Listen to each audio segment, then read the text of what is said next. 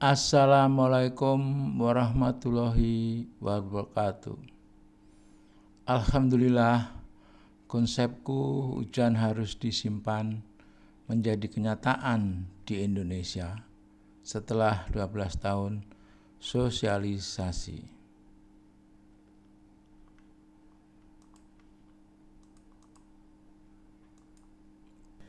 Manusia terhadap alam, menata perilaku manusia terhadap alam itu untuk pencegahan non struktural, tapi kalau pengendaliannya secara struktural adalah menata perilaku air akibat alam atau akibat campur tangan manusia, karena air membutuhkan ruang. Nah, itulah tugas kami, memberikan ruang kepada air agar supaya air tidak mencari ruang dengan sendirinya, dan itulah yang kita maksudkan adalah genangan-genangan banjir.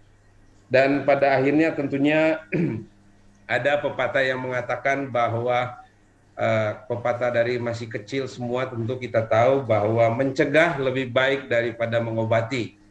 Dan agar supaya kita tidak meninggalkan air mata kepada anak cucu kita, tetapi kita meninggalkan mata air kepada anak cucu kita. Saya kira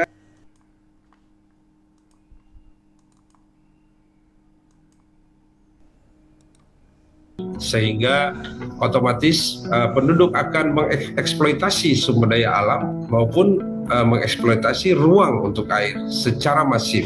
Di samping itu ada juga masalah kejadian alam. Hal tersebut menyebabkan terjadinya keseimbangan daerah aliran sungai terganggu, bisa berefek pada banjir dan bisa mengakibatkan terjadinya kekeringan. Yang perlu kita perhatikan, karena kalau ini berlanjut terus, infrastruktur pengendali banjir yang kita bangun itu pada suatu saat itu tidak akan menjalankan fungsinya, karena beban daripada ruang daripada suatu das itu sudah tidak ada ruang untuk air.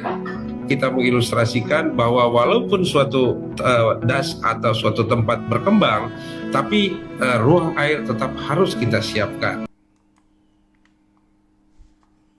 Nah, itulah tadi 2 video oleh Bapak Dirjen. Kita harus menyiapkan ruang untuk air di suatu das, di masing-masing das. Jadi inilah 6 alat bukti kelola hujan di Indonesia salah. 1.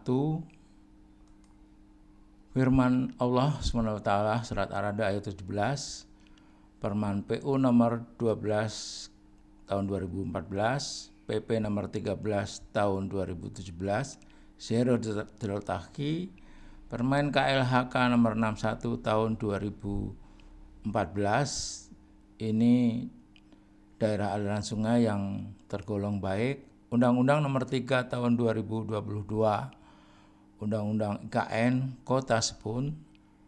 Keenam, Permen PU nomor 11 tahun 2014. Ini mengelola air hujan di suatu gedung dan persilnya. Demikianlah, billahi taufik wal hidayah. Wassalamualaikum warahmatullahi wabarakatuh.